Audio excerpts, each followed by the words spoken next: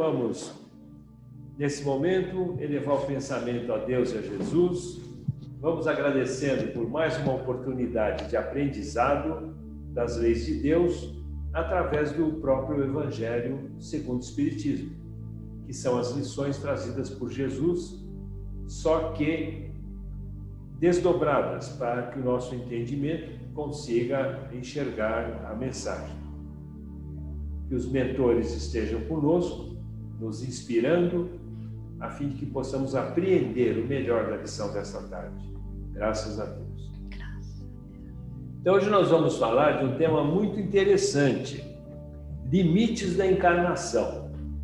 Está no capítulo Ninguém Pode Ver o Reino de Deus Se Não Nascer de Novo, né?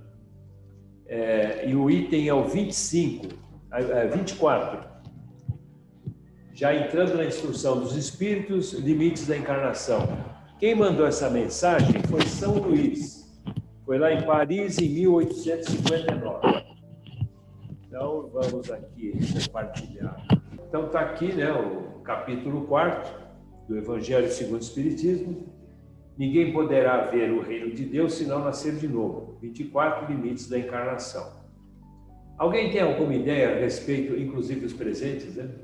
O que significa esse enunciado aqui, limites da encarnação? Estamos numa, né? Todos nós. Mas vamos lá. Limites da encarnação, quais são? Nós estamos vendo uma moça grávida e estamos vendo os bebês que já chegaram. Olha, por incrível que pareça, nós já fomos assim, ó. Tá vendo esse encolhidinho ali? Já fomos desse tamanho, parece mentira, mas já fomos, né? Chegamos aqui, mergulhamos na encarnação para mais uma etapa de aprendizado. Aprender a amar um pouco mais a Deus e ao próximo como a nós mesmos, que estão dentro daqueles 2 primeiros mandamentos, né? Amar a Deus sobre todas as coisas e ao próximo como a si mesmo. Então é isso que nós vamos fazer aqui. Aumentar um pouquinho mais a nossa confiança, a nossa fé, porque não aumentamos muito, ainda temos o nosso foco grudado na parte material e não equilibramos nossos interesses entre os materiais e os espirituais. Isso posto, vamos seguindo adiante. Não existem limites, isso São Luís está dizendo, hein? Não existem limites determinados. A evolução dos envoltórios do espírito, ó, estamos vendo aí o corpo à esquerda, naturalmente, e o perispírito à direita. Nós temos a mente, que é o espírito propriamente dito, esse que está pensando é o espírito. Para ele se manifestar aqui no mundo material como é a Terra, expiações e provas ainda, ele precisa de um instrumento, é o perispírito. E ele e o perispírito servem quando estamos no mundo espiritual. Agora, quando nós reencarnamos, aí tem uma terceira face da coisa, que é o corpo físico. Esse fica aqui no laboratório da natureza, voltamos espírito e perispírito, que é um corpo semelhante, inclusive a estampa da última encarnação nossa, retornamos para o plano espiritual, né? Tem coisas que eu ia já dizer, mas vamos aguardar aqui a sequência. A materialidade dos envoltórios diminui a proporção que o espírito se purifica. Se purifica como? Vivenciando, isso é, exercitando o aprendizado que Jesus nos trouxe justamente, que é para que a gente, exercitando aquilo, não será numa encarnação, que nós ainda somos difíceis, né? Mas quem começou já está exercitando, uma hora vai chegar lá, não é isso? Então nós temos que ter um norte qualquer, e qualquer religião nos leva a Deus, desde que a pessoa cumpra aquilo que está sendo ensinado. Não adianta eu ser espírita, e nós vimos aí no livro do André Luiz o passado, né, Gilberto? Lá no abismo, onde estavam aqueles espíritos sofredores, com seus algozes, etc., tinha espírita, tinha protestante, católico, evangélico, não é o rótulo da religião. O que vai nos levar para um estado melhor, quando desencarnarmos, né? Será o resultado daquilo que nós fizemos de esforço. Podemos ir à festa, podemos praticar esporte, podemos viajar, podemos fazer tudo. Ter um Porsche, né? Viajar para a Europa, fazer qualquer negócio material, de ordem material. Desde que a gente não esqueça de que a gente precisa também ter uma ligação espiritual. Por onde? Pela prece, aquele negócio de vigiar e orar. Eu tenho que vigiar não o outro, os atos do outro, tenho que vigiar os meus. Porque eu, aprendendo, eu já tenho a responsabilidade de começar a exercitar. Não que eu mude de um dia para o outro, porque eles sabem que isso é impossível ainda, né? Mas que a gente já comece, quando aprendeu, detectou, entendeu o que está sendo dito, então a gente começa a se modificar. E quando a gente faz esse exercício, nós estamos fazendo isso, ó. A materialidade dos envoltórios diminui a proporção que o espírito se purifica. Estou me purificando. Estou excluindo de mim, do meu íntimo, aquelas impurezas, equívocos que eu enxergo ainda a vida sob um prisma que não é o verdadeiro. Porque se a gente só olha para o material, começando lá do começo, Deus criou o universo. Quantos elementos? 2, espírito e matéria. Deus criou a matéria para a evolução do espírito. A gente não está aqui na Terra, a Terra vê alguma coisa de outro lugar, tudo que a gente está vendo à nossa volta, aí na casa de vocês, todos esses materiais foram desenvolvidos pela inteligência. Então, estamos aqui para crescer intelectualmente e moralmente. Queremos ter uma posição tranquila no plano espiritual quando terminar a encarnação, temos que tratar do outro lado. E está cheio de leis que o materialista não conhece. O outro, ele pode ser um grande cientista, mas não sabe uma série de fenômenos que ocorrem. O que são esses fenômenos? É um acaso? Não, é uma lei também, é lei, imutável, inclusive. Então, nós chegamos ao ponto, como veio o Espiritismo, veio nos mostrar que existem outras leis além dessas materiais. Tudo isso está envolvido, e tudo isso está envolvido a nossa felicidade ou infelicidade. Se eu me iludo com uma coisa, eu vou ter que me desiludir, porque se aquilo não é a verdade, uma hora aquilo acaba, né? Ou eu vou deparar com aquilo como não sendo a verdade. Enfim, então nós vamos, nessa caminhada, aqui já está dizendo, a proporção que o espírito se purifica, a materialidade. Então, os nossos envoltórios, tanto esse corpo físico quanto o nosso corpo espiritual, ele vai se tornando mais diáfano, né? Ele vai se tornando mais leve, menos grosseiro, menos sujeito às necessidades que temos aqui na matéria propriamente dita. Isso é bom ou é ruim? Só pode ser bom, né, gente? Porque, por exemplo, um dos nossos problemas, né, que Jesus pôs uma fieira lá no Evangelho, aqui no próprio Evangelho. Se eu não sou orgulhoso, não é uma coisa que Jesus bate no Evangelho inteiro, que a gente tem que abater o orgulho e o egoísmo que existe dentro de nós. Então, se eu não sou orgulhoso, eu não vou sofrer quando eu vejo alguém superior a mim. O que me incomoda é ver alguém que é melhor que eu em alguma coisa. E para orgulhoso, né? Como eu sou, estou dizendo eu nesse sentido. Então, eu já estou tentando diminuir, mas não é assim rápido, né? Mas a gente já começa a ver como funciona.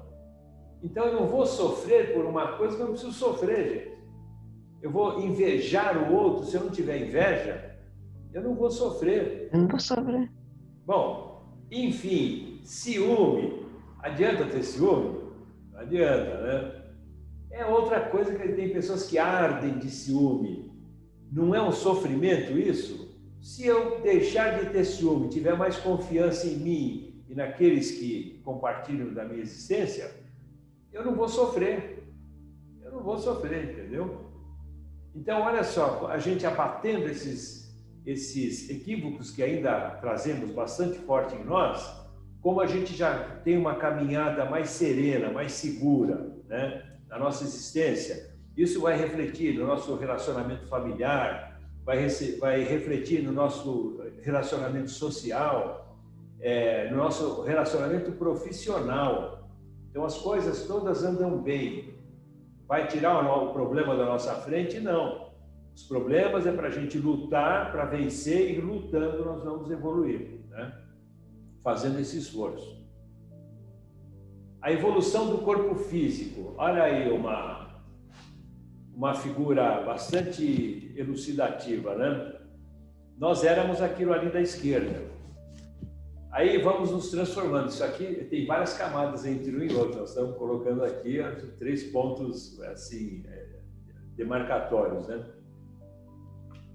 Ali, na esquerda, a vida qual era? A vida era procurar alimento e proteção para as intempéries, dos bichos e a proteção em si. Esse outro aqui de terno já está na nossa fase de evolução. Então ele já não precisa mais ficar o dia inteiro procurando comida, se proteger. Ele já tem a casa que ele mora, vai no supermercado, pega o produto que estava lá, que foi plantado, colhido, processado e está lá para a gente se utilizar. Por que isso? Porque à medida que a gente evolui, a gente vai ter que evoluir a inteligência e junto à moral. Se fizermos isso, nós vamos chegar nesse outro ponto aqui à nossa direita. Ou seja, nós vamos perdendo essa materialidade.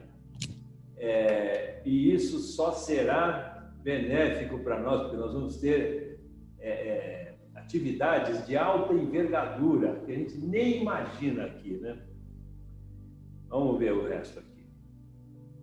Então, nós vamos ser menos compactos, menos pesado, menos grosseiro, quase fluídico, porque tirou a materialidade, a gente vira um Jesus, por exemplo, né? Precisou vir reencarnar aqui por uma missão. Então, ele precisou construir um perispírito de acordo com o envoltório aqui da Terra. Lá em Júpiter é outro envoltório, em Mercúrio é outro e assim por diante. Então, de acordo com a evolução dos mundos, os envoltórios que cada mundo possui são diferentes. Eu não posso ir para Júpiter, que é considerado o mais evoluído aqui da nosso sistema solar, porque lá é o magnetismo que eu trago em mim, essa materialidade é um magnetismo também. Não passa, é uma coisa magnética, não é que Deus não permite, não passa, eu tenho que evoluir, me desmagnetizar do material para poder entrar no outro planeta. Então nós temos aqui centenas de encarnações para realizar isso. É ruim? Não. Cada vez que a gente galga um degrau, a gente se sente mais feliz, mais confiante e já não se decepciona com coisas que antes nos decepcionavam durante a nossa caminhada na vida. Só tem lucro. Acaba por confundir-se com o perispírito. Isso é lá no nível de Jesus. Jesus é irmão nosso, apenas o espírito que já evoluiu aquilo tudo, né? Então, a ponto de se confundir. Nesse caso, vamos ver se está aqui escrito, torna-se cada vez mais etéreo até a depuração completa. Esse depuração completa é Jesus. E o que faz um espírito desse? O que vocês acham que ele faz? O que faz um espírito evoluir? O bem, né? Se faz um... Não, sim, o bem, com certeza absoluta, mas é o bem. O que ele faz na vida dele? Vai o que cuidar veio fazer Jesus, gente? Vai cuidar do planeta. Hã? Cuidar do planeta. Cuida do planeta. Jesus cuidou aqui da formação da Terra, é o nosso administrador, é o responsável aqui pela Terra. Então, além disso, não é só coisa maravilhosa e bonita. O que ele veio fazer aqui? Veio nos trazer a lei de Deus. E o que fizeram com ele, que veio nos trazer um bem, crucificaram, né? Por quê? Será que nós somos tão primitivos? Somos, bastante. Se ele viesse de novo hoje, iam utilizar algum recurso mais moderno, mas que ele também ia ser extinguido do corpo físico, o espírito não morre. Seria também. Não mudamos muita coisa. Mas a gente vai mudando. Ele também fez a mesma caminhada nossa, só que ele já chegou lá. Deus não cria todo dia, todo minuto, todo segundo. Ele possivelmente, não, com certeza, foi criado antes de nós. Então ele já chegou nesse ponto.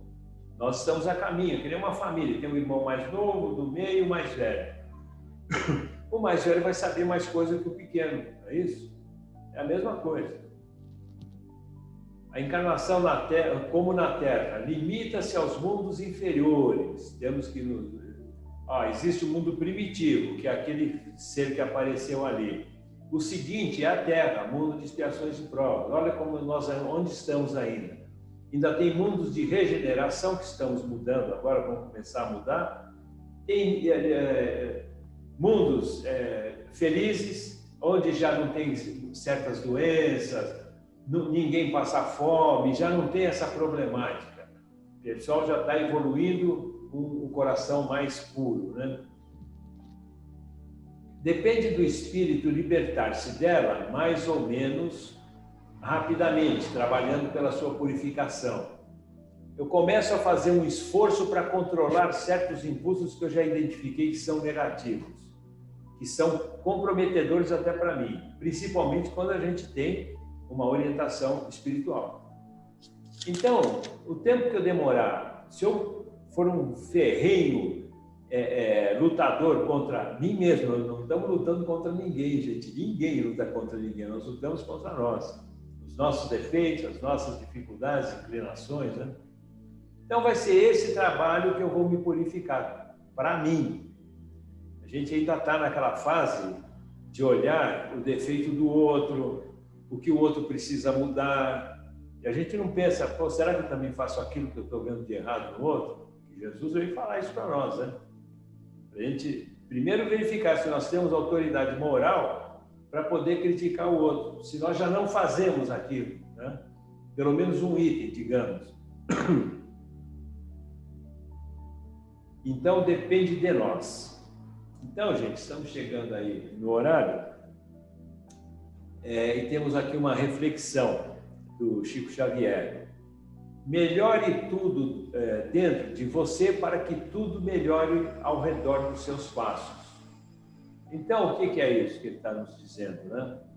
É isso aí, a reforma íntima, essa frasezinha batida. Então, a reforma íntima, né? A pessoa só fala aquilo, é reforma íntima. Dê o nome que quiser, eu tenho que mudar o meu íntimo. Meu íntimo é minha psique, né? Minhas atitudes, começando a refrear aquilo que eu vejo que é errado, mas que eu ainda me arrasto para aquilo lá, sou atraído para certas coisas que não consigo vencer. Aí eu tenho que, em tudo, começar a pôr um equilíbrio para que os meus impulsos sejam positivos. E eu vou descobrir uma felicidade que quem não faz esse esforço não conhece. Tem que pagar para ver, como se diz, né? E o Chico está dizendo tudo aqui nessa frase aí. A gente está aqui. Fomos criados para sermos felizes. Reencarnamos para sermos felizes. Mas e essa infelicidade todo o tempo todo? É porque nós trouxemos do passado situações onde nós patinamos, né? E trazemos para a encarnação seguinte para resolver mais os problemas da encarnação atual, os desafios próprios da nossa evolução, só isso. Agora, se a gente faz um esforço, começa a mudar. Ontem plantamos e estamos colhendo hoje. Hoje já estamos plantando de novo para colhermos na próxima encarnação, muitas vezes até nessa mesma, né? Então, tudo depende de nós. Deus está lá com as leis dele perfeitas para todo mundo ser feliz. É que a gente não atende essa necessidade. A gente ainda põe a felicidade nas coisas que não são felicidade, né? É uma ilusão. Então, gente, vamos pedir a Deus e a Jesus que possam iluminar a todos nós, nos fortalecer para que a gente possa vencer a nós mesmos, vencer os nossos desafios, para que possamos desfrutar dessa felicidade, ainda que parcial, nesse momento, né? E agradecemos a presença dos nossos mentores aqui nos lares de vocês, nos lares daqueles que, por algum motivo, não se conectaram conosco hoje, não puderam chegar até aqui, mas que todos sejam amparados pela paz, pela harmonia, pelas forças de Deus e de Jesus. Graças a Deus. Fiquem com Deus e até mais tarde.